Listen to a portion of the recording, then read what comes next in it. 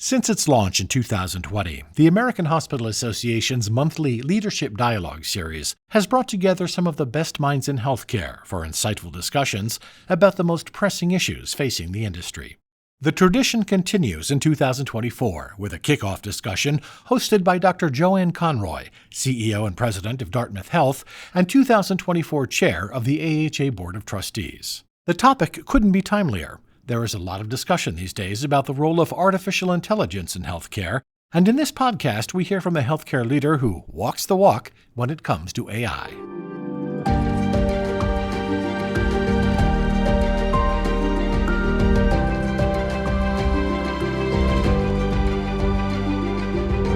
Welcome to Advancing Health, a podcast from the American Hospital Association. I'm Tom Hetterly with AHA Communications. The healthcare field is taking to artificial intelligence in a big way. The adoption rate is high, but debate continues about the best and most effective ways to employ it. In the first leadership dialogue of the year, the leader of a major East Coast healthcare system talks about what AI has meant to her organization and shares other thoughts and observations about where healthcare is headed right now. I want to thank all of you for joining me today in my first Leadership Dialogue discussion. I'm Joanne Conroy, President and CEO of Dartmouth Health. Dartmouth Health is New Hampshire's only academic health system. We're the largest private employer in the state, and we serve a population of 1.9 million patients across northern New England. I'm incredibly proud to lead our system of over 14,000 employees that serve patients in both New Hampshire and Vermont. But the reason I'm here today with you is beyond my role as the president and CEO of Dartmouth Health. I'm serving as the board chair of the American Hospital Association this year. As a bit of a background, the AHA launched these leadership discussion series in 2020 when the pandemic began. And then my board chair predecessors have hosted insightful and valuable discussions since then. I'm looking forward to continuing these. They seem to be of incredible interest to our membership because they allowed us to have conversations with healthcare experts from across the country, from within our membership, that focus on the most pressing issues facing our industry. The knowledge that we gain from this is really invaluable.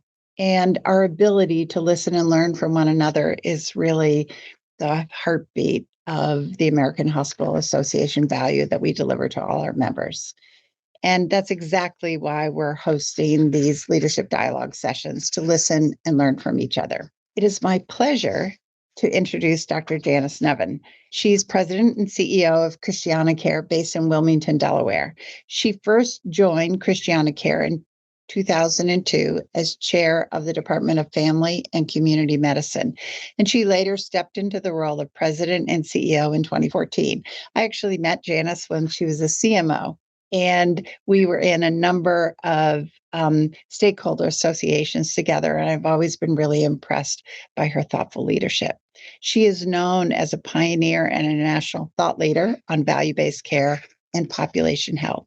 And she's also been an early adopter of healthcare technology platforms and solutions that both advance health and improve processes for patients. You know, I know just enough about AI to really be very dangerous, but Janice has made it really a focus of her organization to really understand the value that this can provide our industry.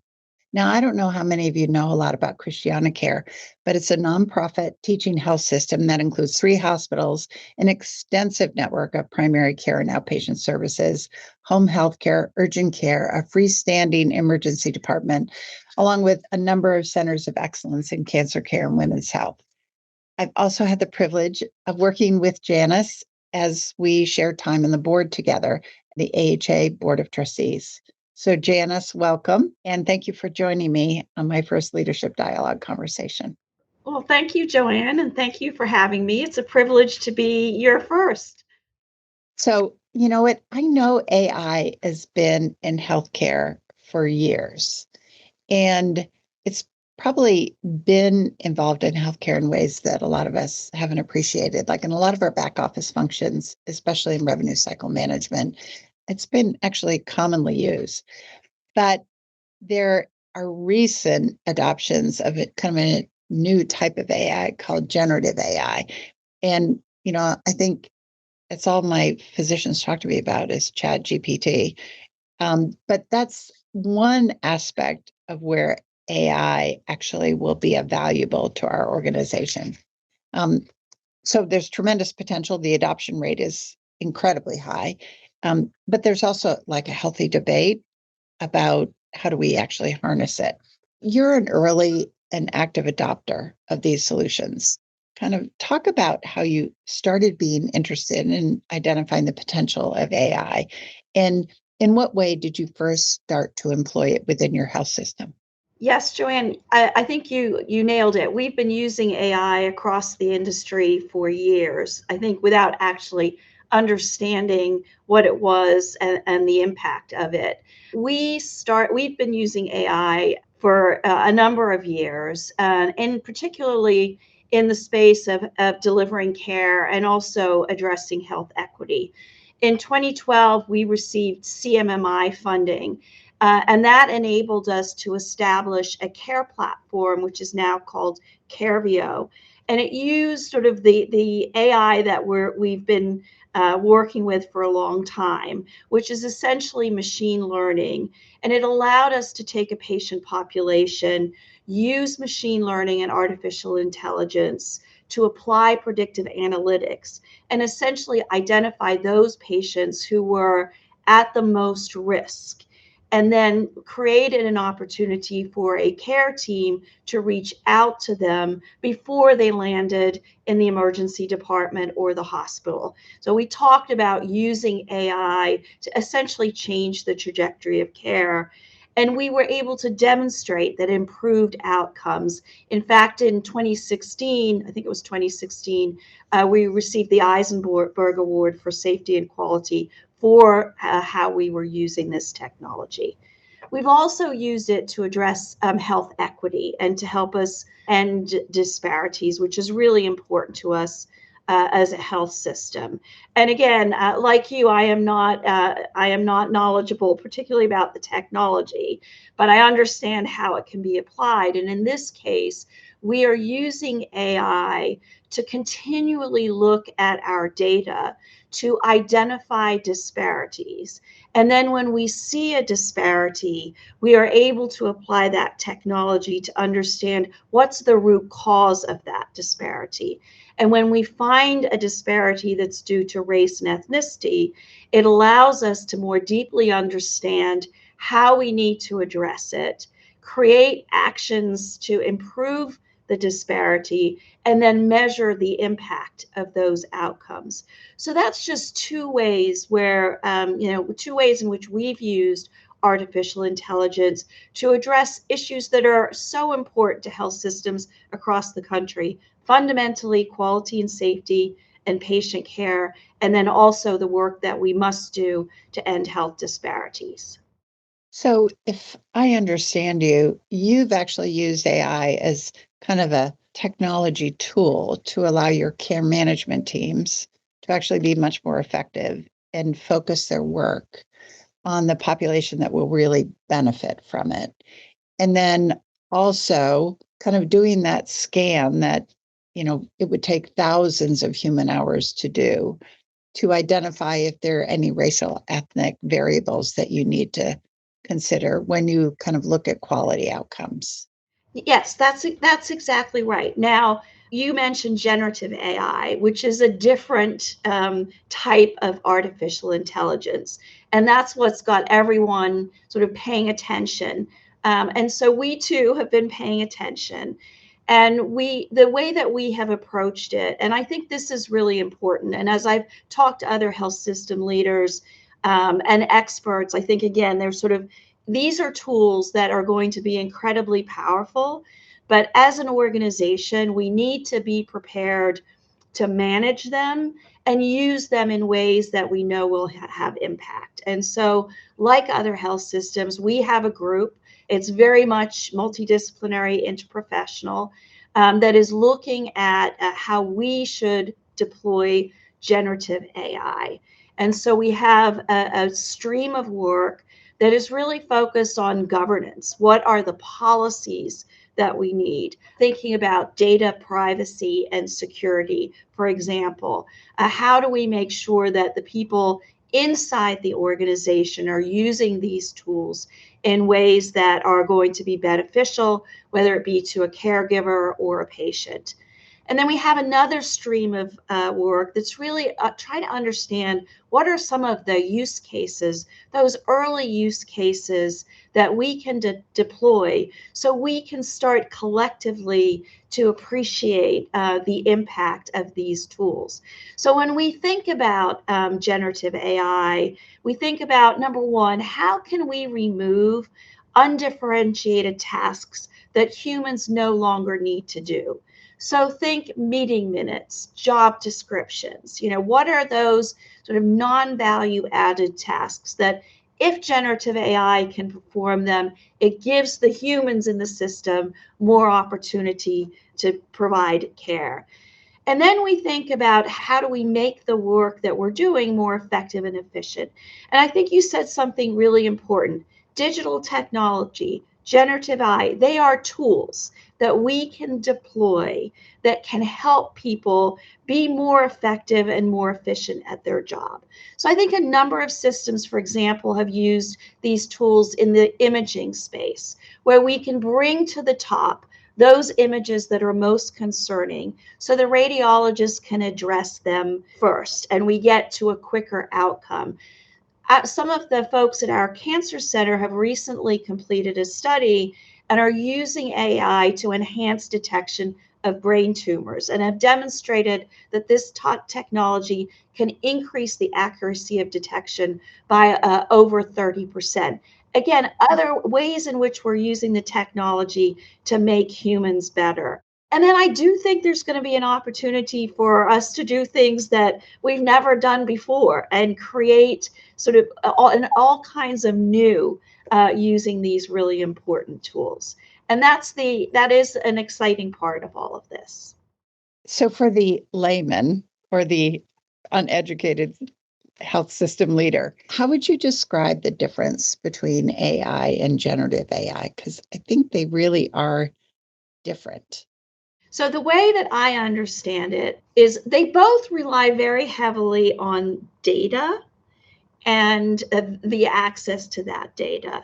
But sort of the way we've been using AI has been using that data, applying algorithms, getting smarter with those algorithms, and then it's been useful for predicting whether it's risk or moving tasks up.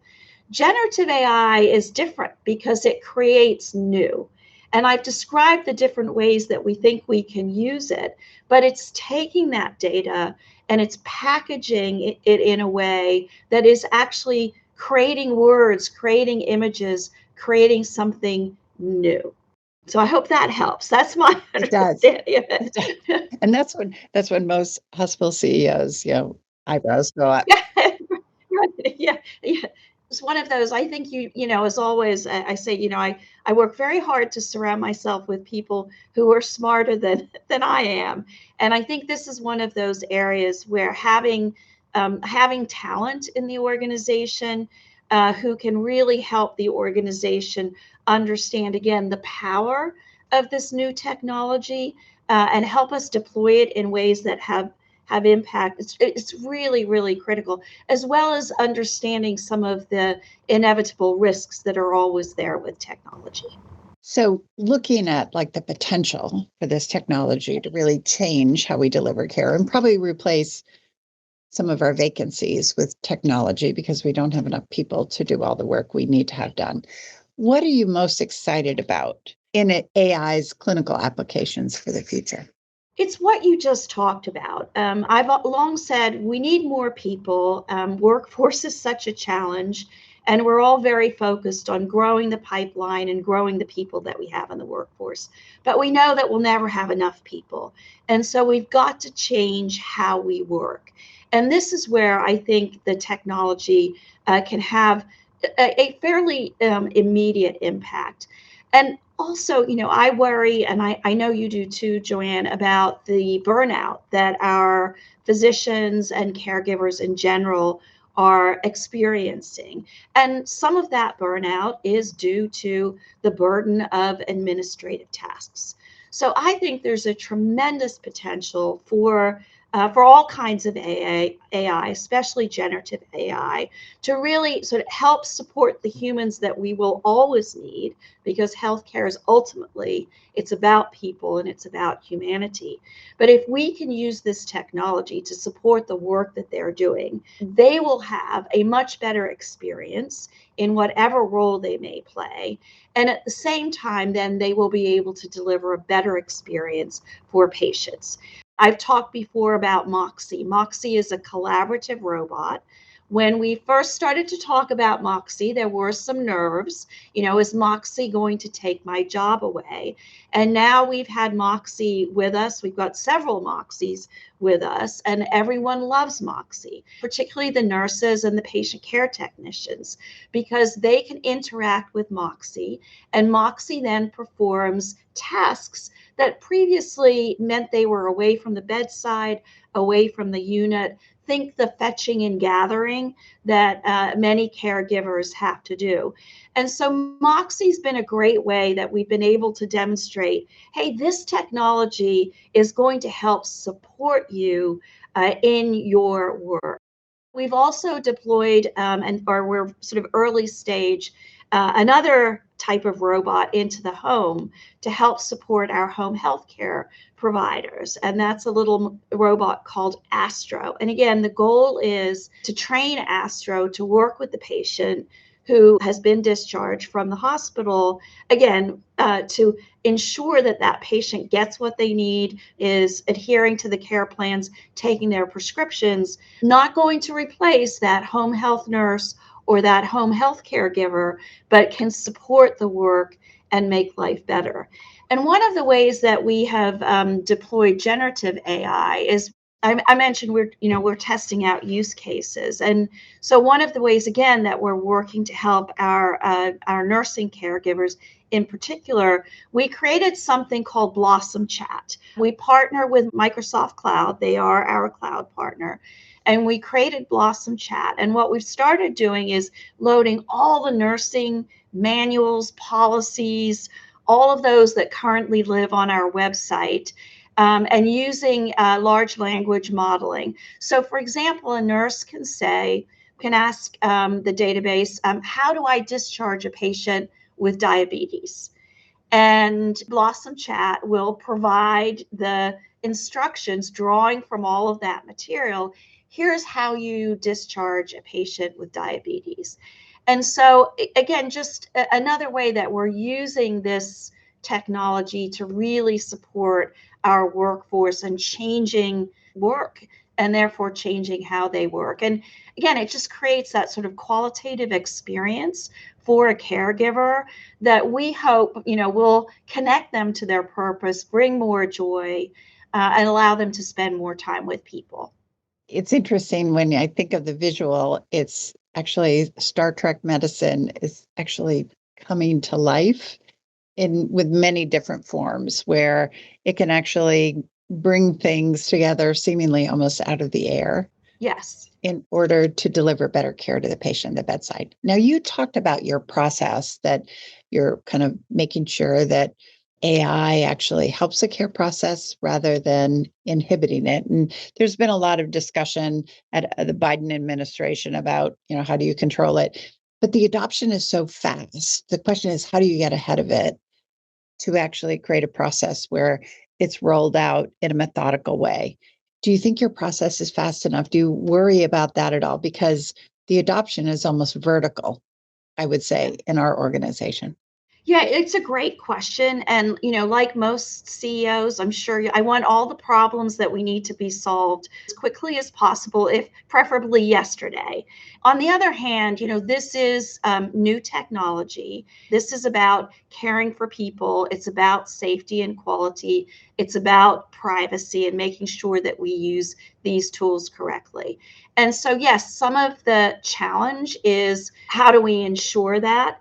But not to the extent. And so we have to go at the right pace. So we don't want to make it all about the challenge and the risk.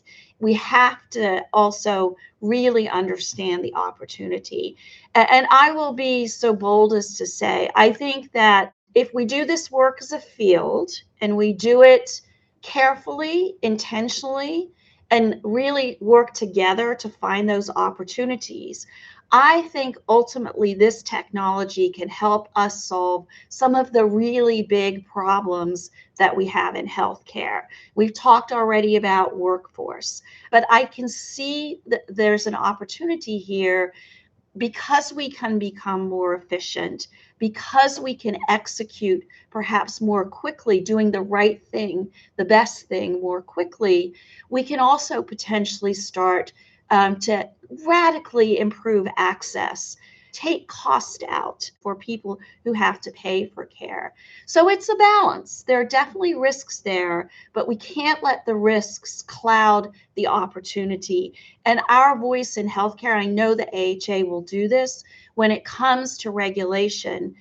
We want smart regulation so that we can move forward, use this amazing new technology, these tools to solve big problems, and not do it in a way that is so restrictive, that we can't address some of these issues. That was great. Thank you, Janice.